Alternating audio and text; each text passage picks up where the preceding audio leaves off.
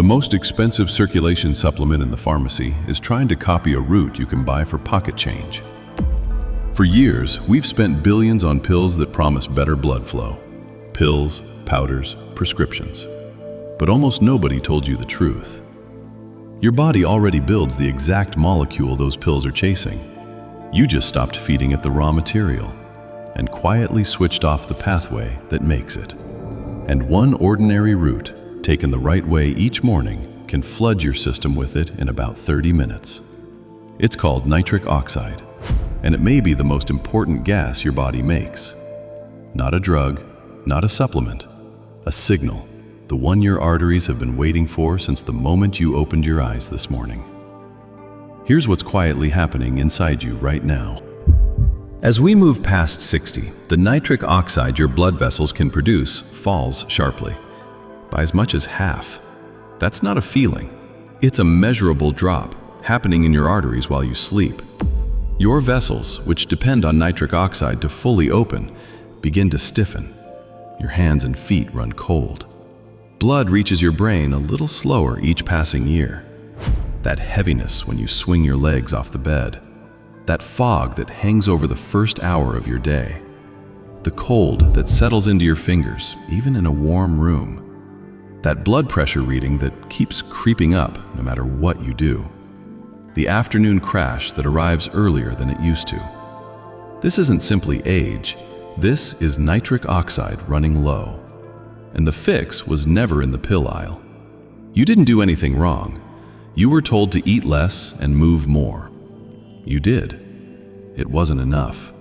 Because nobody explained the second pathway. Your body has two ways to make nitric oxide.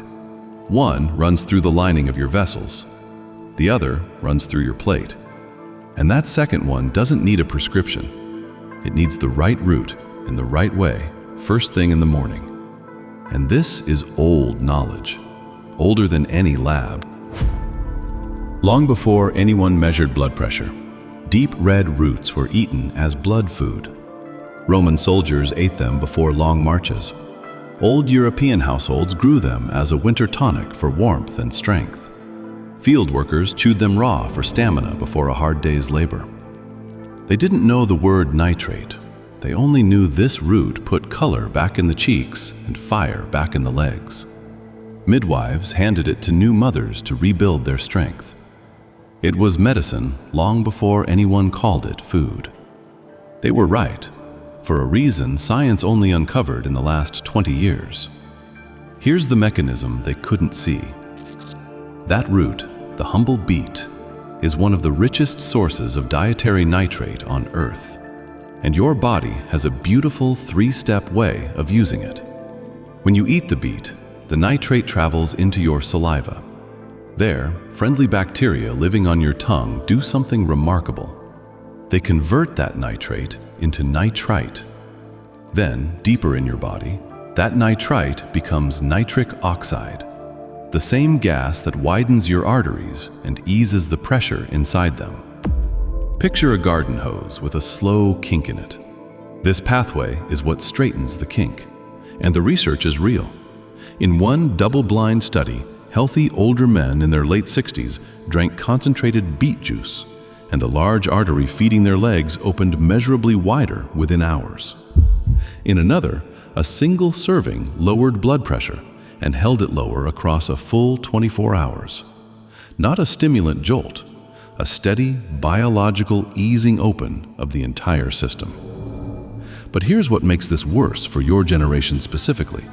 Two quiet changes drained this pathway. First, the food. Fewer leafy greens, more processed meals, far less nitrate on the plate than your grandparents ever ate. Second, and stranger, modern mouth hygiene. We were handed strong antibacterial mouthwash and told to swish with it every day. But that mouthwash kills the very bacteria on your tongue that turn nitrate into nitric oxide. Researchers have found that just a few days of antiseptic mouthwash can push blood pressure up by wiping out that hidden factory. So your generation didn't lose this pathway to age alone. You lost it to habits nobody ever warned you about. The good news? That means you can switch it back on. And here's why this beats reaching for a tablet. 3 reasons. 3. It works with your own chemistry, not against it. Your body decides how much nitric oxide to release and where. 2. It lasts. That 24-hour blood pressure effect means one morning drink keeps working long after breakfast is over. 1. And this is the one almost nobody knows. The effect depends on you, on the bacteria in your own mouth. Which means there's a way to accidentally switch the whole thing off and a way to keep it running strong. I'll show you how to avoid the mistake in a moment. So I decided to test it myself. Every morning for 7 days, I made one specific drink and tracked 4 things: morning stiffness, mental fog, energy across the first hour, and the warmth in my hands and feet. I've been let down by health fads before. I walked in expecting very little. But day 3 did something I wasn't ready for. I'll tell you exactly what. First, let me show you the drink. This is the 5-minute morning ritual. 3 steps, no machine, no powder. You do this before your coffee, before your phone, before the day takes over. Step 1, the base, 2 minutes. Take 1 small raw beet or half a cup of pure beetroot juice with nothing added. Blend or stir it into a cup of water. If you're using a raw beet, that's your 2 minutes, grating, blending, straining. Why this works? The beet delivers the concentrated nitrate your body turns into nitric oxide.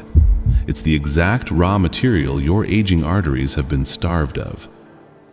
Step 2, the spark, 1 minute. Squeeze in half a fresh lemon and drop in a thin slice of ginger. Stir it through. Why this works?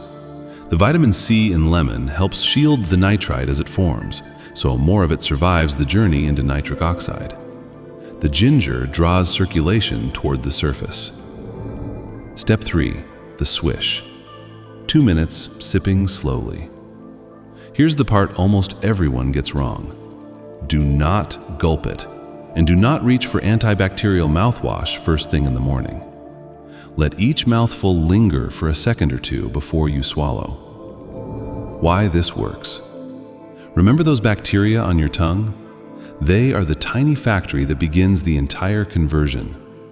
Sipping slowly gives them time to do their job. A strong mouthwash wipes them out and quietly shuts the whole pathway down. That's the switch nobody warns you about. 5 minutes. That is the complete nitric oxide flood. Now, my 7 days. Day 1 and 2.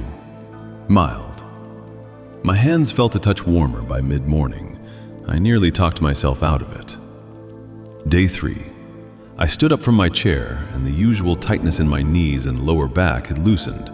Not gone, but clearly, noticeably loosened. Day 5. The fog in that first hour was thinner. I caught myself reading a full page without drifting, something that had quietly slipped away over the years. I was watching for it now, and the trend was unmistakable. By day 7, that warm, gentle flush in my hands after the drink had become something I looked forward to. My wife noticed I was quicker to get moving in the mornings. It felt like a dimmer switch easing back up, one that had been turned down for years. This is not a miracle report. It's a measured one. And if you've been waking up cold, stiff, and foggy in a body that feels a decade older than the number on your license, you owe yourself this test. Not for a week of hype, for 7 honest mornings, tracked the way I tracked mine. Fine aging isn't a finished encyclopedia. It's a live experiment. Every video is one more data point. You're not just watching here, you're a co-investigator. If this works the way the science suggests it should, the evidence will keep stacking up, in the research and in the mornings of the people who try it. Subscribe so you're here for what we uncover next. Because the next experiment goes after something even more overlooked than blood flow, a nightly signal that decides how deeply your body repairs itself while you sleep. and the oldest trigger for it costs nothing at all. One question before you go. When you first wake up, are your hands and feet warm or cold? Tell me below.